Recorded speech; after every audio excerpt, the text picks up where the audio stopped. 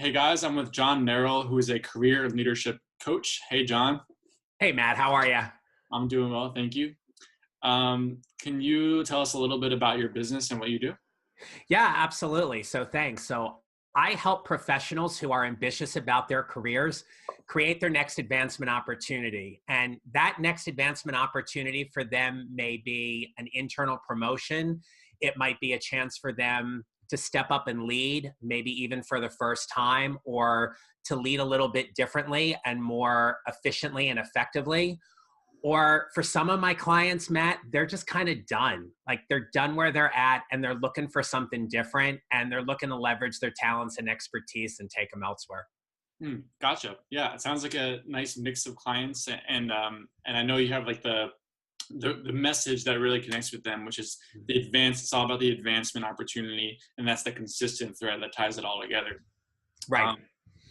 Um, so last time we talked, we bonded over uh, this awesome tool called Meetup.com, Yeah. which maybe you've heard of it, but Meetup is, I find it to be like the most underrated social media platform. It's technically social media, but it's not really because it's in person. Um, and what it is, if you don't know what it is that go on Meetup.com, you'll see a list of events in your local area, your city, and it's just a way to bring people together in person. And both me and John love Meetup a lot, and think it's not only like a great way to meet people, but also it could be a really good way to like connect with potential clients. And so I wanted to ask John, like, what is your experience with Meetup in terms of how you use it for business names? Yeah. So I thought you did a great job of just kind of framing that. And I completely agree with you. So my experience with Meetup is relatively new. So about a couple of months ago, I was sitting here trying to figure out what could be a different way for me to connect with people in my area, and thought, well, let me just go ahead and create a meetup. And I was really lucky at the time that they were doing some kind of promotion for setting up the meetup. So it really wasn't a whole lot to join for 6 months and start something. And I created something specifically in my space, which was a leadership and career advancement opportunity meetup. I went put everything out there. I did the description and such, and I just kind of let it be. And like the end of the first day, I had something like 16 people in my meetup. Yeah. And then the next day, it almost doubled. And all of a sudden now I've got an opportunity to connect with 32, 35 people that 2 days ago I didn't know about. So I then started thinking, well, I've got to go ahead and host an event and put something together, because what I've come to learn about Meetup, Matt, and let me know if you feel the same way. I see Meetup as like three big buckets, and it's about service, connection, and information. Mhm. And I thought, how could I best serve the people in my group with information that would be really relevant for where they're at in their career? So I put a topic together and I hosted my meetup like 10 days after I started. I had 5 people RSVP and 3 people actually showed up. Which is, by the way, uh, three people showing up to a meetup is fantastic because we're used to thinking of things in terms of like online numbers and like connections that you make, subscribers that you gain online, and well, a lot of us are used to that. Some of us are more traditional, Yeah. but um, three people actually showing up to you in person, those are three very, very, very high quality like leads that anything can kind of come out of that, whether it be a potential client or some other kind of thing that you collaborate on. So it's really great high quality people that come to your meetups. Yeah, absolutely. And when I was putting the meetup together, I structured it for an hour. Mhm. I basically felt that an hour was the perfect amount of time between what I thought plus also what I had researched online. And I thought, okay, so let me give them something of value in the meetup. And what we ended up talking about that day was, I have 3 steps to create your next advancement opportunity without feeling overwhelmed. And that's exactly what we talked about. And I went into the meetup, got everybody there. I had a sign-in sheet. So I got contact information. I asked them for permission to join my email list, which they all said yes to. Mhm. Matt, I spoke for like 10 minutes. That's all I did. I just framed the conversation. And for the rest of the time, we had a conversation. That is And I exactly. listened, Mhm. and the four of us just had this really in-depth conversation about where they were at in their career, and they were all in different stages, but like what was next for them. And at the end of the meetup, and I have to say the time went by really quickly, which was great. But at the end of the meetup, what they all said to me was that this was the first meetup that they had been to where the facilitator or the organizer actually engaged them and listened to them. Mm. And they found such value in that entire process. I have had the exact same experience. And so I've also helped clients host their own meetups, like other coaches help their own meetups. And the experience has been that as well. Like you don't need to really prep. Like, I mean, you have like an idea and like kind of a general topic in mind, but the more conversational it is, the better. And you don't need to prep for a conversation. It's just a conversation. Yeah, Um, exactly. yeah. And then I want to also say like, the experience that me and my clients have used with Meetup has been the same as you. Like no existing audience, just putting up a meetup on meetup.com. In a day, 15 people join the group. In 2 days, that doubles. In 3 days, it doubles, and like 60 people are in the group. And then in a couple of weeks, 100 people are in the group. And you don't even have to do anything except for rely on the Meetup platform. So it's pretty remarkable how it's such an easy way to build a list and build an audience without even having to go outside of just by relying on the Meetup platform. Absolutely. And one of the things that I found in the 2 months that I've been hosting this meetup, so we've had 3 events, Mhm. but it's about going into the meetup platform and just engaging them, posting a question saying, hey, I've already posted the next meetup, hope you can join. If I do a video, I'll cross-reference it and be like, hey, check out my video, let me know what you think.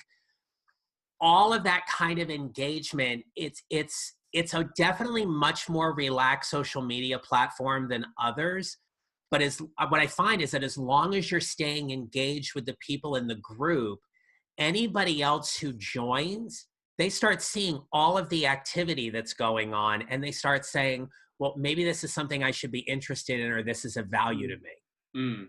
That's so true. I think that's underlooked even on the Meetup, even for people using Meetup, is actually like, because no one's really on Meetup like they're on Facebook. They're not like Right. browsing through it and clicking through it.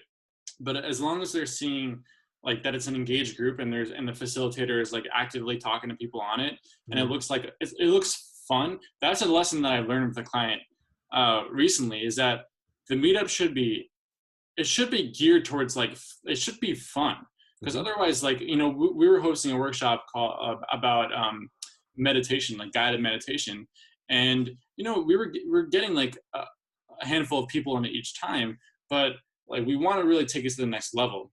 Mhm. And we realized that the key is that it, we were kind of missing the social component when we were framing the meetup.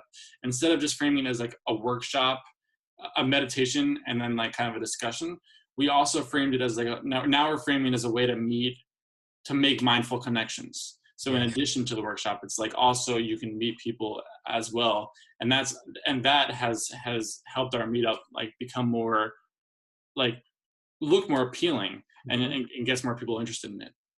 No, you're absolutely right, because especially if you're hosting a meetup at the end of the workday, the last thing people want is to come to something that they're just going to sit there and be talked to, and there's nothing interesting or exciting about it, because we're asking them to give up not just the hour of the time for the meetup, but the time it takes for them to get there and then get home.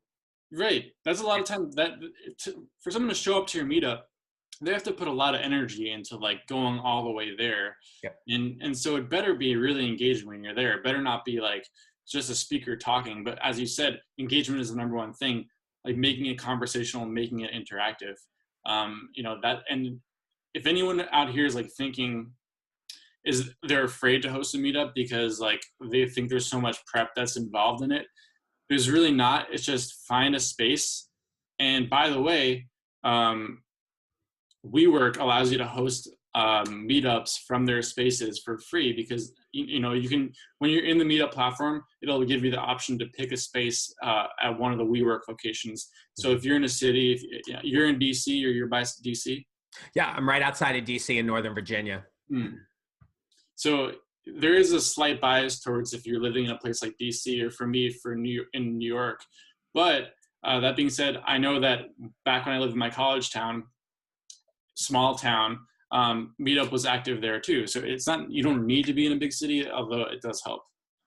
Well, and to your point about WeWork, and you're absolutely right. Like they'll offer space at times. I had a call the beginning of this week with another organization that's similar to WeWork called Industrious. Mm-hmm. And they were like, hey, we saw your meetup. We saw you've got a lot of people in the meetup. How could we partner with you in hosting an event? Mm. And so it's a great opportunity for me to host in a really, really nice space. Yeah. And it's a great opportunity for them to get some people to come in whom they may not have been able to have before, to talk about what their facility is like and how they can best serve them. Yeah. No, exactly. Places actually want you to host there because it drives people to the location. So, you don't really have to pay them. They want, you're basically doing free advertising for them by bringing people to their location. So, other options are, it can be as simple as like just a coffee shop. If you really have no other option, it can be a home. I've seen it done in people's homes, and it's not weird. It's like fine. And I mean, it's more than fine. It actually feels comfortable. I've seen it done in like a library, a church. There's many different options that you can go with it. So if space seems like an issue, there's definitely something that you can figure out. Right. And just to advocate for the local libraries for a second, that's where I've hosted 2 out of my 3. And they're all free, and the spaces is clean, and you just got to put the room back, kind of where you had it when you walked in. So you go and you set up the room and things like that. And I've hosted one in a Starbucks. Like you said, it's totally fine. I find it sometimes it's a little hard to hear, especially if the Starbucks gets a little bit busy. But the key thing is that it's just informal. It's just an opportunity to gather and to talk about something that is of common interest to everyone in that meetup.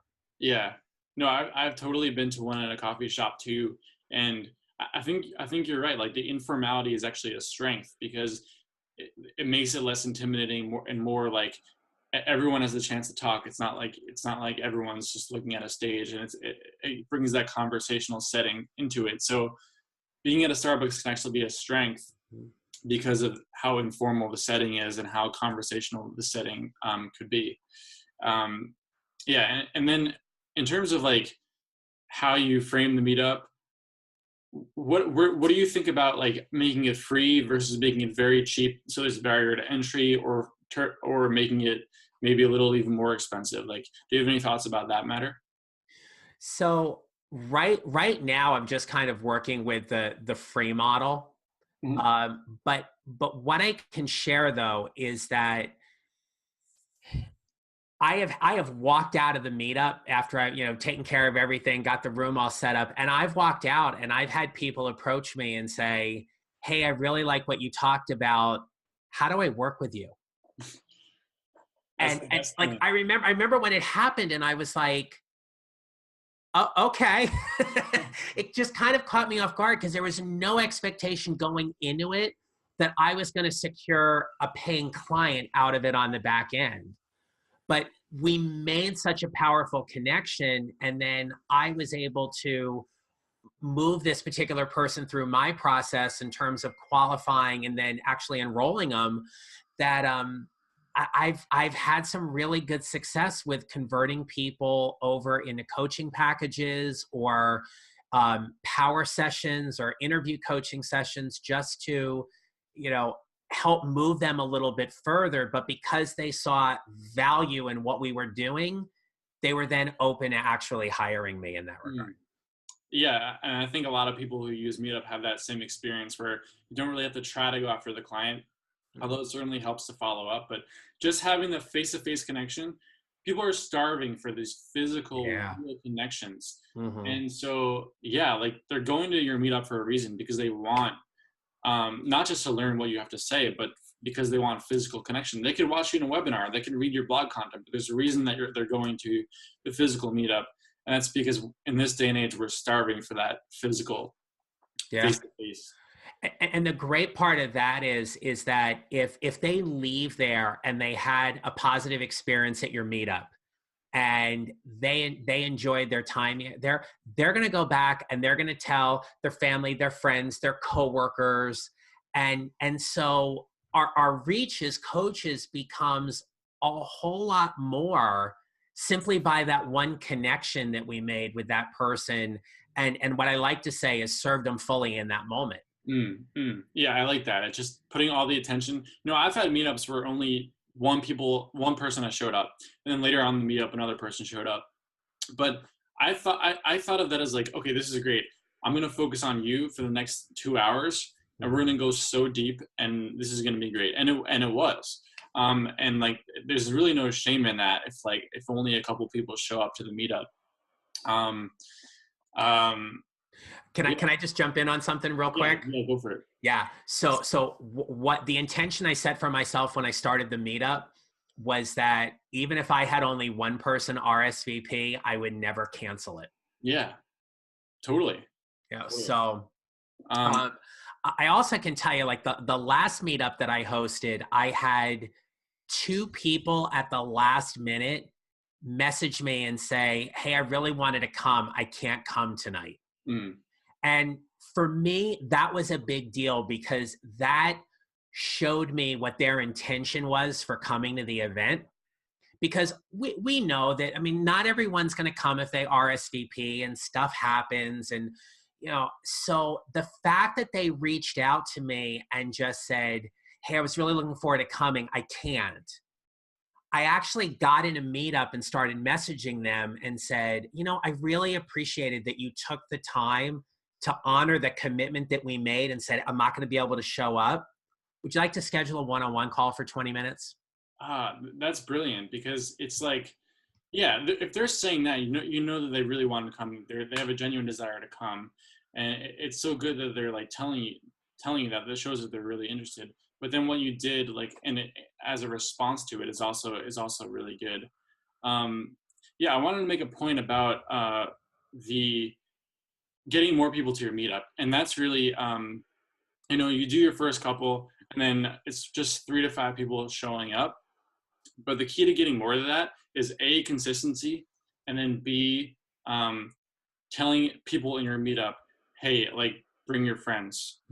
I think it's just those 2 things. It's like word of mouth and consistency. And, as you said the same thing, but it's just really as simple as that. Like, hey, like, do you have any friends if you have any friends who would be interested in this, definitely bring them along next time. And then when you do that, like more and more people show up. Absolutely. Now, when you say consistent, what do you suggest in terms of being consistent with your meetups? I'm thinking bi-weekly, but it's like different for every kind of meetup and kind of service that you're providing. But I think at least monthly. Oh yeah, that's what I found so far too. Is 3 weeks, 4 weeks. I think anything longer than that, you start to be easily forgotten. Totally. And when we're easily forgotten, then it's an issue of, well, how much value are we really providing into the meetup? Right, because half the value is like, okay, you're doing it. It's like a regular thing, and people have something to go back to, because that's what they're looking for, is community. So and community requires that consistency of showing up. If someone has the ability to do a meetup every week or like twice a week, that's like like kudos to them. And like that, I'm sure that would provide a lot of benefits. So if you have the resources and energy to do that, like go for it, you know, Mhm. because I'm sure that would give you a lot of results.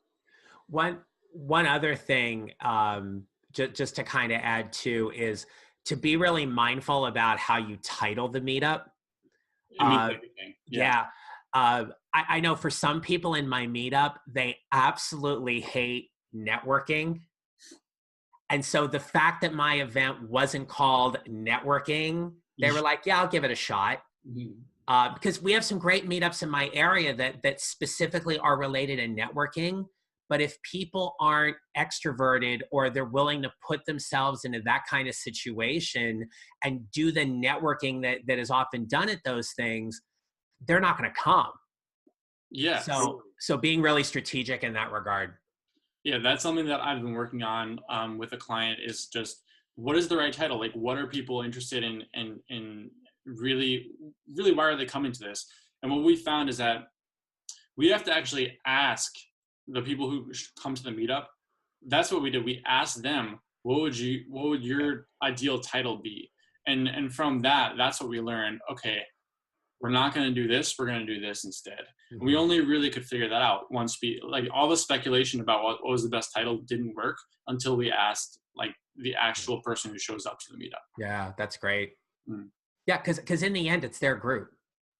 Exactly. It's all for them, and it needs to be designed like for them. So it's kind of that process of like that iterative, like kind of startup-y mentality, where it's like, okay, get feedback from the first customers who show up, and then make the next event like respond to that feedback, and then just keep on improving it and making it better and better based on who's showing up, and what they want. Mhm. Yeah. Absolutely. Yeah.